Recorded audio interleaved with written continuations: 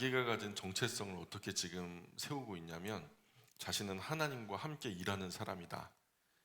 자신은 지금 하나님과 함께 동역자가 됐다. 이런 마음을 가지고 있어요. 그러니 그 뒤에 나오는 말씀도 너희를 권하노니 하나님의 은혜를 헛되이 받지 말라. 자, 하나님과 동업자가 되는 이런 큰 은혜를 받을 수 있는 기회를 헛되게 생각하지 마십시오. 아무 때나 하나님과 동업할 수 있는 이런 은혜의 기회가 언제나 어느 때나 있는 게 아니란 말이죠. 일정한 기간이 지나가면 하나님과 함께 일해보고 싶어도, 하나님과 함께 동역하고 싶어도 그럴 수 없는 날이 온다는 거예요. 우리 찬송에도 그러죠. 일할 수 없는 밤이 속히 오리라. 우리에게 밤과 같은, 우리가 도저히 손발을 움직여 우리의 삶을 사용해서 하나님의 영광을 위해서 쓰임받지 못하는 날이 오거든요.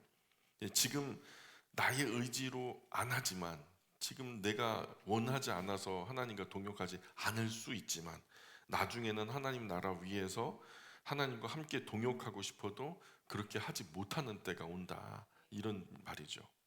당장에 그 우크라이나처럼 전쟁이 나도, 그죠? 또 우리가 건강이 여의치 않은 상황이 돼버린다면, 또 우리가 어떤 불의의 사고를 당하거나 또는 우리의 예상보다 훨씬 더 우리의 불안한 앞날이 있잖아요. 그럼 알 수 없는 어떤 앞날 때문에 우리의 상황이 어찌 될지 모르잖아요. 그런 상황이 온다면 우리는 동역하는 것은 참 어렵다는 거죠, 하나님과. 그래서 2절에도 이르시되 내가 은혜 베풀 때에 너에게 듣고, 소리가 너무 커요. 은혜 베풀 때, 그러니까 은혜가 베풀어지는 때가 있죠. 그 은혜가 그러면 베풀어지는 때가 있으면 은혜가 베풀어지지 않는 때도 있겠죠. 예수님도 자꾸 뭐라 말씀하시냐면 때가 찼다, 때가 찼다, 그런 말씀 있죠. 자, 그런데 어느 때는 나의 때가 아직 이르지 않았다, 그래요. 그 때는 어떤 때일까요? 예? 예수님 자꾸 이 말씀 속에서 때가 찼다느니 나의 때가 아직 이르지 않았다느니, 이 말은 뭐냐면 하나님이 정하신 때가 있다는 거예요. 인간의 역사, 인간이 이 시간인 크로노스의 때, 그러니까 연대기적으로 시간이 그냥 흘러간다 그러잖아요. 이 흐름은 바꿀 수가 없어요, 인간은요. 그러나 하나님은 크로노스의 때를 만드시기도 했지만 크로노스의 시간 안에 갇히는 분이 아니고요. 하나님은요, 카이로스의 시간을 운용하시는 분이에요. 우주적인 시간. 우리에게는 과거와 현재와 미래 이 순서로 가지만 하나님은요, 과거도 현재고 미래도 현재예요. 그분에게는 모든 것이, 심지어는 우리가 연대기적으로 살아가는 이 크로노스의 때라 해도 하나님 앞에서는요, 테이블 위에 하나의 그냥 시간인 거예요. 그 카이로스의 때가 있는데, 이 하나님께서 정하신 이 때가 지나가면 아무리 열어달라고 구하고 찾고 두드려도 절대로 구할 수도 없고 찾을 수도 없고 열리지 않는 때가 온다는 거예요. 내가 너희를 도무지 알지 못한다, 그럴 때가 온다는 거예요. 그때가 지나가면, 이 하나님의 정하신 때는 하나님께서 열면 받을 사람이 없어요. 하나님께서 닫으면 열 사람이 없어요. 하나님의 정하신 때가 있다는 거예요. 지금이 그때니까 잘 활용해야 되지 않겠냐, 바울이 그렇게 말해요. 그러면서 그 뒤에 보니까 너에게 듣고, 그 다음에 구원의 날에 너를 도왔다 하셨으니 보라 지금은 은혜 받을 만한 때요, 보라 지금은 구원의 날이로다. 자, 이 말씀이 들리는 지금이 그 은혜의 때라는 거예요. 은혜 받을 만한 때, 하나님과 동역할 수 있는 그 은혜의 때, 이 은혜의 때를 잘 활용하라는 거예요. 내일은 그럴 수 있다고 장담 못 한다는 거예요. 지난 날도 어쩔 수 없는 거죠. 오늘 지금만이 유일한 기회죠. 항상 우리가 그때 그랬을 걸 하는 것 때문에 껄껄거리다가 인생 다 망쳤잖아요. 우물쭈물 하다가는 이렇게 될 줄 알았다, 버나드 쇼의 말처럼. 그래요. 사람들은 항상 그래요. 소중한 것을 나중으로 미루거든요. 근데 나중에 보면 그 소중한 것 아무것도 표현도 못하고 활용도 못하고 아끼다가 못 된다? 그런 경우가 많다니까요. 오늘 내가 표현하지 않으면 사랑하지 않는 거예요. 어제는 사랑했을지 몰라요. 앞으로 사랑할 일이 있을지도 모르죠. 근데 오늘 내가 하나님 사랑하고 내가 사랑하는 사람들한테 충분히 사랑한다 말해주지 못하면 그 사랑하지 않는 거거든요. 현재는 말이에요. 우리의 시간은 지금밖에 없어요. 그죠? 지금 바울이 말하는 게 그거예요. 지금이 유일한 기회다. 항상 다음에가 가장 위험한 말, 사탄의 말이다. 저는 그렇게 생각해요. 하진 말라는 거 아니야. 하되 나중에 해. 시간 될 때 해. 여유 될 때 해. 어, 지금처럼 바쁜데 왜 해 그거를? 다음에 해. 앞으로 숱한 날들이 있어. 새털처럼 많은 날들이 있어. 그런 날들에 하나 골라가지고 해. 오늘은 그럴 필요 없잖아. 오늘은 명절 앞이니까. 오늘은 명절 전이니까 이런 때가 언제 나오냐? 오늘은 다른 거 해. 딴짓해. 그러는 거죠. 항상 사탄이 그래요. 악한 영들이 그래요. 3절 계속 읽어볼게요. 시작. 우리가 이 직분이 비방을 받지 않게 하려고 무엇에든지 아무에게도 꺼리끼지 않게 하고, 적어도 우리는 이 하나님과 함께 일하는 이 귀한 직분이 아무에게도 비방받지 않게 하려고 무슨 일에든 누구에게든 아래 열거되는 이런 일들을 했습니다. 이런 말이에요. 그러니까 이 거룩한 직분이 욕을 먹으면 안 되잖아요. 그죠? 제가 목사라는 타이틀을 달고 바깥에 나가가지고 말이에요. 막 신호 위반 막 하고 말이에요. 그냥 일반 이 지역 사람들 모이는 데 가가지고 목사라는 타이틀을 달고 막 쌍욕을 하고요. 그냥 대놓고 그냥 싸움닭처럼 막 이 사람 저 사람 멱살 잡고 막 싸우면은 그게 덕이 되겠어요?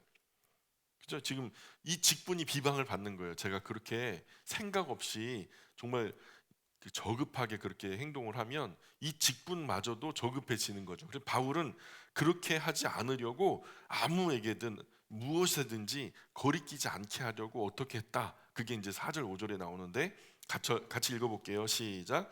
오직 모든 일에 하나님의 일꾼으로 자천하여 많이 견디는 것과 환난과 궁핍과 고난과 매맞음과 갇힘과 난동과 수고로움과 자지 못함과 먹지 못함 가운데서도, 자, 이 하나님의 동역자라고 하는 그 거룩한 직무, 이 거룩한 직무가 비방받거나 손가락질 당하거나 누추한 일이 벌어지지 않게 하기 위해서 바울은 우리는 오직 모든 일에 하나님의 일꾼임을 자처하면서 온갖 고난과 온갖 궁핍과 온갖 어려움을 참고 지금도 견디고 있습니다. 이 거룩한 직무 때문에 우리는 매를 맞기도 했고 때로는 투옥을 당하기도 했습니다. 우리는 죽이려는 폭도들 가운데 노출된 일도 있었고 심한 노동 때문에 너무 고통스러웠던 기억도 있습니다. 때로는 이 거룩한 직무 때문에 잠도 자지 못하고 밤을 지새운 일도 많았습니다. 그리고 어떤 날에는 먹을 음식조차 없어서 굶주려야만 했던 일들도 많았습니다. 그러는 가운데서도 우리는 하면서 이 거룩한 직무를 이 수행하려고 하니까, 이 하나님과 동역자라고 하는 이 동역자의 이름을 가져가려 하니까 세상으로부터 얻어지는 이 불이익들이 너무 많더라는 거예요. 할 수 있는데 하지 못하는 것들, 내가 이렇게 취급받지 않아도 되는데 그렇게 취급당할 수밖에 없는, 그러나 다른 사람들은 말이 10마디 100마디 할 때에도 나는 말 한마디 못하고 입을 닫아야만 했던 그 많은 일들, 혹시 그런 일들이 있으세요? 교회를 다니시면서 내가 그리스도인이라는 이름을 갖고 살다 보니까 직장에서나 가정에서나 뭐 학교에서나 여러분 일상에서 내가 그리스도인이라는 이름이 누추해질까봐, 이 이름 때문에 하나님이 욕 잡수실까봐, 손가락질 당할까봐 내가 말하지 못하고, 내가 어떻게 하고 싶은데도 하지 못하고 그랬던 일들이 있습니까? 저는 그게 다 상급이 될 거라고 생각해요. 다 할 수 있다고 다 하는 게, 세상 사람들은 그렇지만 그리스도인들은 그렇지 않아요. 우리는 이 거룩한 이름을 가졌으니까. 자, 계속해서 6절 볼까요? 시작. 깨끗함과 지식과 오래 참음과 자비함과 성령의 감화와 거짓이 없는 사랑과. 자, 여기서도 그러는 가운데서도 우리는 여러분에게 복음의 바른 지식을 전하려고 정결하게 행동하려고 노력했습니다. 앞선 수많은 어려움과 슬픈 일들이 있었지만, 정말 고통스러운 일들이 있었지만 이 여러분에게 바른 복음의 지식을 전하려고, 생명의 복음, 구원의 복음을 전해드리려고 나름대로 정결하게 행동하려고 노력했습니다. 어떻게 노력했어요? 어떻게 노력했냐면, 우리에게 성령이 충만하여 넘치는 사랑으로 여러분에게 친절하게 안내했으며, 우리가 전한 이 복음을 증명하려고 이 거룩한 직무를 수행했습니다. 이렇게 얘기하죠. 7절 8절 계속 읽습니다.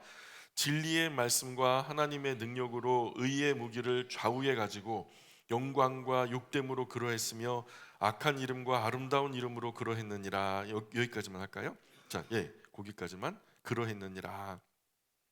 우리는 하나님의 도우심으로 진리의 말씀을 좌우에 무기 삼아서 우리가 영광스러울 때에도, 정말 못 견디게 치욕스러울 때에도, 때로는 거짓말쟁이 취급을 받으면서 때로는 진리를 전하는 아름다운 이름을 얻을 때에도 변함없이 이 직무를 감당해 왔습니다. 이렇게 말하는 거예요. 어찌 뭐 그냥 계속 고통스러운 일들만 있다면 정말 견딜 수 있겠습니까? 하나님이 때때로 우리에게 숨 쉴 수 있는 틈을 주시죠. 이 거룩한 이름이 우리에게 영광이 되고 기쁨이 되는, 알아주는 사람들을 만날 땐 그렇죠. 그러나 언제나 세상 속에서는 우겨쌈을 당하고 곧 죽어버릴 사람처럼 미천하게 대해질 때가 많죠. 어쨌든 바울에게 어떤 악한 이름이 있었는지 아세요? 바울이요, 이 사역을 하는 동안에 사람들이 이 천하에 퍼진 연병 같은 놈 그랬어요. 이 입장 바꿔놓고 생각해봐요. 누군가 예배당 바깥에 나갔는데 우리를 향해서 이 연병 같은 놈, 천하에 퍼진 이 연병 같은 놈 하고서 막 소리 지른다면 기분 좋겠어요? 그리고 나사렛 이단의 괴수야, 어? 아주 못돼 먹은 괴수야, 막 그러면서 악한 이름 참 많았죠. 바울에게도. 예수님도 심지어는 복음의 이 주체자가 되시는, 복음의 핵심이 되시는 예수님도 세상이 뭐라고 말하냐, 이 먹기를 탐하는 자야, 이 세리와 창녀와 죄인들의 친구야, 똑같은 놈들이라는 거죠. 예수님 뭐 그렇게 악한 이름을 줬단 말이에요. 여러분, 그 하나님 이 영광을 위해서 일하다가 이런 미천한 이름을 받으신 적이 있어요? 악한 이름. 이 영광된 이름이에요. 과거에요, 그리스도인이라는 것은요 참 누추한 이름이었어요. 예수쟁이들, 예수님 냄새 나는 것들 막 그러면서 손가락질했거든요. 근데 나중에는요, 그리스도인들이라는, 크리스찬이라고 하는 이름이요 보증수표가 된 거예요. 저 사람이, 그리스도인이 노예로 들어오면 가문이 사는 거예요. 그리스도인이 아내가 되면은요 그냥 가문이 사는 거예요. 그리스도인으로서 아버지가 그리스도인이면요 정말 가문이 사는 거예요. 뭐 이런 영광스러운 이름이었다고요. 나중에, 처음에는 그렇지 않았어요. 그러나 나중에는 오히려 그 역전이 됐죠. 하나님이 우리를 부르시는 날에 이 누추한 이름들이 오히려 역전케 할 거예요. 지금은요 십자가 지고 가느라고 너무 힘들죠. 가문 안에서도, 지인들 안에서도 내가 예수님 믿는다는 것 때문에 좀 누추해져야 되고, 또 할 말 다 못하고 여러 가지 어려움이 있지만, 지금 이게 진짜 말 그대로 십자가처럼 여겨질 때도 있을 거예요. 그러나 나중에요, 이 요단강 앞에 가보면요 그 십자가가 우리를 지옥 불에서 건져내는, 멸망에서 건져내는 이 구원의 사다리 될 거예요. 주무세요? 자, 8절 우리 거기 뒤에서부터 그러했느니라, 그 다음부터 8절 9절 계속 읽어볼게요. 시작. 우리는 속이는 자 같으나 참되고 무명한 자 같으나 유명한 자요, 죽은 자 같으나 보라 우리가 살아있고 징계를 받는 자 같으나 죽임을 당하지 아니하고. 자, 여기 계속 보면, 그래서 우리는 세상 사람에게 속이는 거짓말쟁이들처럼 여겨졌지만 사실은 참 진리만을 전했습니다. 때때로 우리는 사람들에게 크게 무시를 당했지만 하나님께는 무시당하지 않고 인정해 주실 만한 사람들이 되었습니다. 또한 죽을 고비를 숱하게 넘겼지만 우리는 지금까지 이렇게 살아 있습니다. 매도 정말 많이 맞았지만 우리는 아직까지 죽지 않았습니다. 이렇게 말해요. 그렇죠? 가보지 않은 천국 가본 사람처럼 말하니까 세상 사람들 보면 꼭 속이는 것 같죠. 너 천국 가봤어? 예수님 눈으로 봤어? 요즘 이 사람들은 봤죠. 그죠? 어쨌든 하나님 눈으로 봤어? 막 이렇게 하면서. 바울 당시엔 열두 제자 그 사도 안에 들지도 못했죠. 바울은 70인 제자 안에 포함되지도 않았어요. 그러니까 바울은 무명인이었어요. 뭐 제자도 아니라며, 70인 제자에도 속하지 않았다며. 근데 바울이 뭔 이름이 있어요. 그러나 사실 바울은 유명한 사람이 되었죠. 오늘 바울이 얼마나 유명한 사람이 됐어요? 여러분까지 다 알게 됐으면, 저와 여러분까지 알게 됐으면 대단하게 유명한 사람이에요. 전 세계 시민이. 심지어 바울의 이름을 자기의 자녀들의 이름으로 막 폴이라고 하는 이름이 바울 아니겠어요? 바오로 막 그런 것도. 몇 번이고 죽음에 넘겨졌어요. 두드려 맞아가지고 다 죽었다고 해서 성 밖에 버려져서 루스드라, 안디옥, 이고니온에서부터 바울을 죽이겠다 쫓아온 유대인들이 거기서 막 죽도록 두드려 팼단 말이에요. 그래서 다 죽었어. 이건 완전히 죽은 거야. 인정하고요. 성 밖에 쓰레기 버리는 데다 바울을 갖다가 쓰레기처럼 버렸단 말이에요. 그런데 그리스도의 영께서 그를 일으키셨어요. 그가 가차없이 죽음에 넘겨졌지만 예수 그리스도의 생명이 역사에서 또한 살아나 다시 성 안에도 들어가고 주님의 복음을 전했단 말이에요. 이 글을 쓸 당시에도 살아 있었고요. 지금도 주님 품에 안식하며 지금도 살아 있을 거예요. 자, 10절 계속 읽어볼까요? 10절 시작. 근심하는 자 같으나 항상 기뻐하고 가난한 자 같으나 많은 사람을 부유하게 하고 아무것도 없는 자 같으나 모든 것을 가진 자로다. 아멘. 우리 안에 이 거룩한 직무로 말미암아 마음에 슬픈 상처가 많이 있습니다. 그러나 또한 주님이 주시는 기쁨으로 가득 차 있습니다. 예수님께서 말씀하셨던 산상수훈 팔복에 이런 말씀이 있죠. 애통하는 자는 복이 있나니 저들이 누구의 위로를 받을 것이요? 하나님의 위로를 받을 것입니다. 이렇게 말하죠. 바울이 하나님 일하다가 하나님과 동역하다가 그저 그냥 막 고난받고 막 우겨쌈을 당하고 고통받고 죽을 고비도 넘기고 했죠. 이 사람 애통했죠. 누구의 위로 받았을까요? 하나님의 위로 받았겠죠. 사람이 주는 위로도 참 큰 위로가 되죠. 근데 하나님의 위로는요, 비할 바가 못해요. 예. 그래서 정작 우리는, 바울이 말하는 거예요. 정작 우리는 가난했지만 우리는 많은 사람을 부유하게 했습니다. 정말 우리는 아무것도 없었지만 그러나 우리는 모든 것에서 부족함이 없었습니다. 하나님의 위로예요. 다윗도 여호와는 나의 목자시니 내게 부족함이 없습니다. 하나님 안에 머무는 사람의 참된 평화, 뭐 궁궐이나 초막이나 중요한 게 아니에요. 궁궐에 있으면 만족하고 초막에 있으면 비참해지는 게 아니에요. 궁궐이나 초막이나 병들었으나 건강하나 세상이 줄 수 없는 평화가 폭포수처럼 쏟아지는 거예요. 그저 그냥 손바닥만한 그 쪽창에 지하방에 살면서 손바닥만한 빛이 새어 들어오는데요. 그게 아침마다 어느 권사님이 그러다, 그 권사님이 쓴 글을 읽으면서 제가 굉장히 큰 감동을 받았는데, 지하에 살았대요. 근데 딱 이제 정오쯤 되면은요, 손바닥만한 게 한 서너 시간 정도 햇빛이 들어온다는 거예요. 그때 주님이 방문하시는 것 같더라는 거예요. 그래가지고 집안 청소 싹 해놓고서 그 햇빛 손바닥만한 햇빛 보면서 그렇게 기도를 많이 하셨다는 그런 이야기를 들었어요. 그 참 사람들 보는 입장에서는, 세상 사람들 입장에서는 참 비참한 현실이거든요.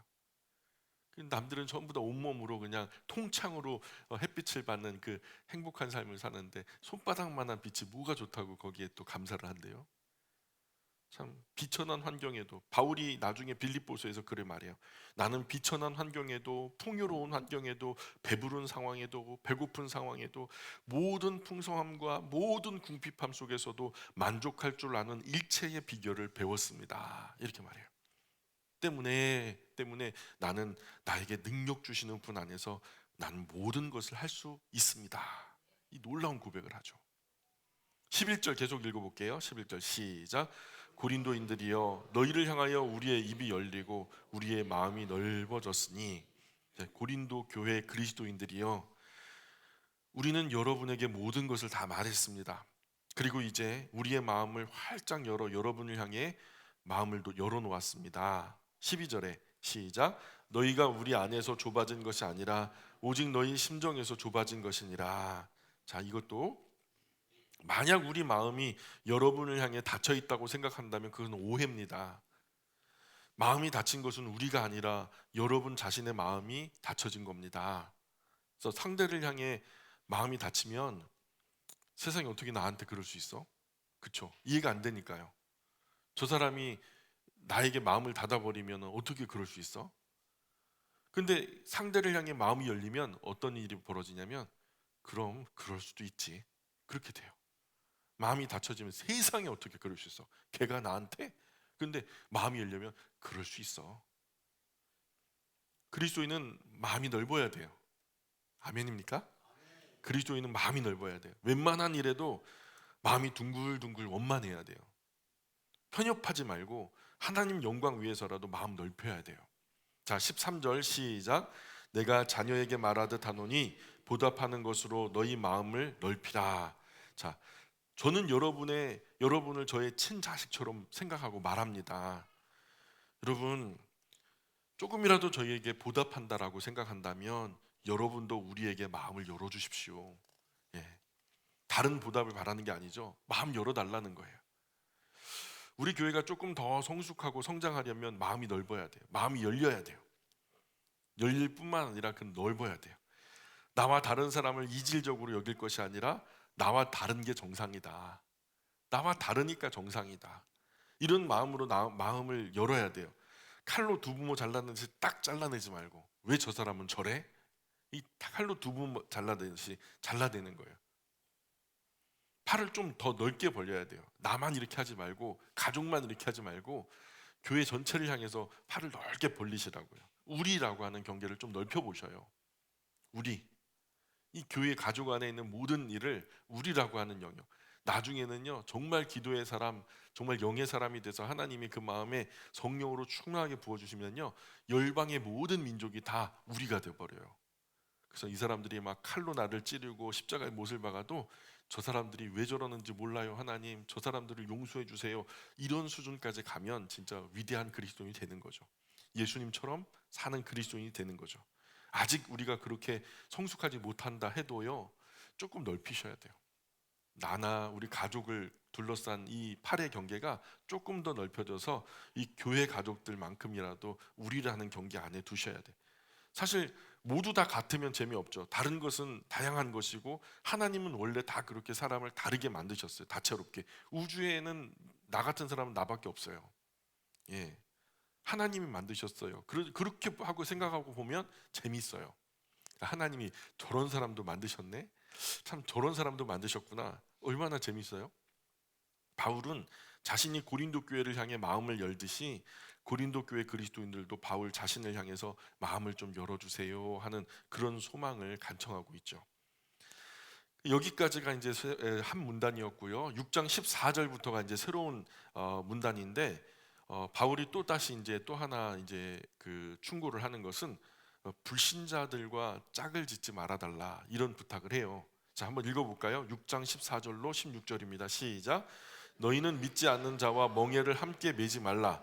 의와 불법이 어찌 함께하며 빛과 어둠이 어찌 사귀며 그리스도와 벨리알이 어찌 조화되며 믿는 자와 믿지 않는 자가 어찌 상관하며 하나님의 성전과 우상이 어찌 일치가 되리요. 여기까지 일치가 되리요. 여기까지 한번 읽어볼게요. 자, 이 주님을 사랑하지 않는 사람하고 짝짓지 마십시오. 뭐 이게 사업이 되었든 결혼이 되었든 간에 뭔가 하나님의 백성과 죄의 백성 사이에 무슨 공통점이 있겠습니까? 빛과 어두움이 어떻게 함께 할 수 있겠습니까? 그리스도와 벨리알은 우상이에요. 자, 그리스도와 벨리알 사이에 어떻게 조화를 이룰 수 있겠습니까? 그리스도인이 어떻게 믿지 않는 사람과 손을 잡을 수 있겠습니까? 하나님의 성전과 우상이 어떻게 하나가 되겠습니까? 이런 말을 하는 거죠. 참 이게 밑도 끝도 없이 하나 되는 것은 무조건 좋다. 그래갖고 요즘에 종교 대통합 운동이라고 하는 에큐메니칼리즘이라는 게 있어요. 예, 이거 통합측을 중심으로 해서 지금 이미 많은 교회 목사님들이 불교도 한 종교다, 뭐 천주교도 한 종교다, 뭐 힌두교, 이슬람교, 결국에는 그 사람들이 그 종교 활동을 하면서 하는 것은 선하게 살자, 착하게 살자 하는 거기 때문에 이 큰 대의 명분 안에 우리가 하나가 되면 안 되겠냐. 그런 의미에서 기독교는 참 독선적인 종교다, 자기들만 옳다고 한다, 이기적인 종교다, 이렇게 손가락질하고 비난하는데요. 사실 생각해 보세요. 진리가 섞일 수 있어요? 소금이 맛을 잃으면 어떻게 세상에서 의미가 있게 쓰여지겠어요? 그 모든 종교가요, 다 진리면은요, 여기 있을 필요가 없어요. 구원의 길이요, 그 사람들이 주장하는 건 그래. 설악산을 올라간다고 할 때 대청봉이죠. 대청봉 꼭대기까지 가는 길이요, 오색에서 출발하는 길도 있고요, 저 반대편에서 올라가는 길도 있어요. 여러 루트로 올라가서 힘든 코스도 있고 어려운 뭐 쉬운 코스도 있지만 결국 정상에서 다 만나지 않냐. 그들이 말하는 알라라든가 뭐 다른 이가 말하는 부처라든가 전부 다 그 위에서 만난다. 그러니 어떤 종교든지 가지고 진실하게 믿으면은 진실하게 구원받는다, 뭐 이런 식으로 주장하는 거거든요. 근데 성경은 전혀 그렇게 말하지 않거든요. 오직 사람에게 구원 받을 만한 다른 이름을 우리에게 주신 일이 없대요. 그리스도 예수님 말고는요. 근데 다른 종교들은 그렇게 말하지 않고 있거든요. 이건 그러면 속이는 거 아니겠어요? 신앙이 없는 사람과 아예 상종하지 말라는 게 아니에요. 그럼 세상 어떻게 살아요? 짝을 짓는다, 멍에를 함께 한다라는 말은요, 삶에서 중요한 가치를 함께 이루려고 하지 말라는 거예요. 세상 가치관과 성경에서 말하는 가치관은 완전히 다르거든요. 그런데 그런 가치 추구를 함께 하다 보면 반드시 처음에는 비슷하게 같은 이익을 가지고 바라면서 그렇게 일치된 견해로 갈 수 있지만 결정적인 순간에 가치관의 차이가 생겨버려요. 이질적인 부분이 드러날 수밖에 없고요. 그러니까 믿지 않는 사람, 하나님 모르는 사람, 하나님 대적하는 사람, 이런 사람들과 이해관계에 너무 얽히지 말아야 된다. 그들을 조심해야 된다라고 말하는 거예요. 간혹 그런 사람도 어떻게 하다 보면 전도까지 되는 경우가 있지만, 그러나 대부분은 이용만 당해요. 그리스도인들하고 그리스도인이 아닌 사람하고 이렇게 교제를 하다가 어떤 이익을 두고서, 목적을 두고서 일을 하다 보면 결국 이용만 당하고 버림받더라고요. 그런 사람도 많이 봤어요. 교회로 전도하려다가 되려 세상으로 전도되는 경우도 많아요. 초년 시절에 중학생, 고등학생 때 같이 신앙생활 하던 분들 지금 다 옆에 어디 있어요? 그렇게 세상에 전도된 분들이 많다니까요. 나도 옛날에 교회 좀 다녀봤어 하는 분들이 다 세상으로 전도된 분들이에요. 그리스도인의 삶의 가장 핵심 멤버, 최측근, 그죠? 꼭 신앙을 함께 하는 사람과 멍에를 함께 해야 돼요. 예. 여차하면 서로의 이익을 포기하고 더 큰 대의를 위해서 서로를 세워줄 수 있는 신앙의 가치관 안에서 만나지 않으면 이런 삶은 어려워요. 그렇다고 실력도 없는데 무조건 신앙만 보고 함께 하라는 말은 아니고요. 그리스도인이 선한 일을 위해서 그리스도인 중에서도 실력도 인격도 되는 분을 기도하며 찾으면요, 성령은 어떤 분이세요? 성령 하나님은요, 교통케 하시는 분이래요. 하나님을, 예수 그리스도를 구주로 모신 그리스도인과 또 다른 예수 그리스도를 구주로 모신 사람이 서로 교통하게 하셔서 하나님의 거룩한 일들을 합력하여 선을 이루게 하시는 분이 성령 하나님의 교통 교제 역사 내조하시는 은혜예요. 우리가 그것을 믿는다면 기도하면서 내 사업을 위해서 신실한 하나님의 사람 붙여주세요 하면은 붙여주신단 말이에요. 기도하시면. 16절 후반부부터 볼까요? 우리는, 거기서부터 볼게요. 우리는, 시작. 우리는 살아계신 하나님의 성전이라. 이와 같이 하나님께서 이르시되 내가 그들 가운데 거하며 두루 행하여 나는 그들의 하나님이 되고 그들은 나의 백성이 되리라. 그러므로 너희는 그들 중에서 나와서 따로 있고 부정한 것을 만지지 말라. 내가 너희를 영접하여 너희에게 아버지가 되고 너희는 내게 자녀가 되리라. 전능하신 주의 말씀이라 하셨느니라. 아멘. 이것도 이제 출애굽기에 있는 말씀을 그대로 가지고 왔죠. 거기서 그들과 구별되라. 그래서 그럼으로 인해서 나는 너희의 하나님이 되고 너희는 나의 백성이 될 거다. 쉽게 번역하자면 이래요. 우리는 살아계신 하나님의 성전이요 하나님의 집입니다. 하나님께서도 이렇게 말씀하셨습니다. 이게 이렇게 말씀하신 게 어디 있다고요? 출애굽기에 내가 그들 가운데 살고 그들 중에 다닐 것이다. 나는 그들의 하나님이 되고 그들은 나의 백성이 될 것이다. 그러므로 너희는 그들에게서 나와 구별되어라. 깨끗하지 않은 것은 손도 대지 마라. 그러면 내가 너희를 받아줄 것이다. 나는 너희의 아버지가 되고 너희는 나의 자녀가 될 것이다. 전능하신 하나님은 이렇게 말씀하셨습니다. 이렇게 바울이 얘기하는 거예요. 나는 이렇게 말하는 게 아니라 우리는 이렇게 말하고 있죠.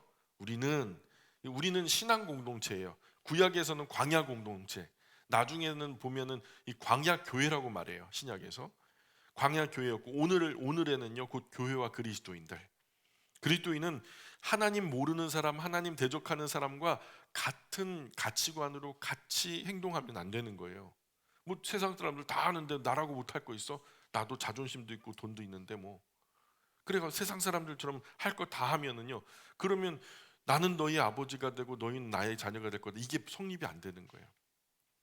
그 앞에 이 선행되어지는 이 기점이 뭐냐면 그들에게서 구별되어라. 그들에게서 나와서 구별되어라. 그래서 따로 불려져서 모여진 군중. 그래서 거룩할 성자, 무리도자, 성도라고 하는 거예요. 그래서 광학교회 성도들이에요. 거룩하게 불려져서 하나님이 따로 소유 삼으신. 그래서 지금 그리스도인이 하나님 모르는 사람, 하나님 대적하는 사람과 함부로 얽히면 안 돼요. 자칫 그것이 소돔과 고모라가 되는 수가 있고요. 이런 사람들과 함부로 얽히면 반드시 당하죠. 물론 신앙이 있는 사람도 나중에 이해관계 얽히니까 배신하는 사람도 때때로 있어요. 교회 안에서 그리스도인끼리는 될 수 있으면 이익을 바라는 관계로 발전하면 안 된다는 거예요. 그렇게 되면 안 되고, 과거 예배당 앞에, 우리 누읍동 예배당 앞에 양계장 하셨던 사장님 부부 있죠. 그 사장님 부부가요, 거기로 오기 전에 굉장히 유복하게 사셨대요. 근데 어느 교회에 다니다가 새신자 시절에 그 교회 장로님한테 크게 그냥 사기를 맞아서 돈을 떼인 거예요. 남의 돈 떼먹는 그런 사람이 믿는 하나님 나는 도저히 못 믿겠다. 그래가지고 교회를 향해서는 담을 쌓은 거예요.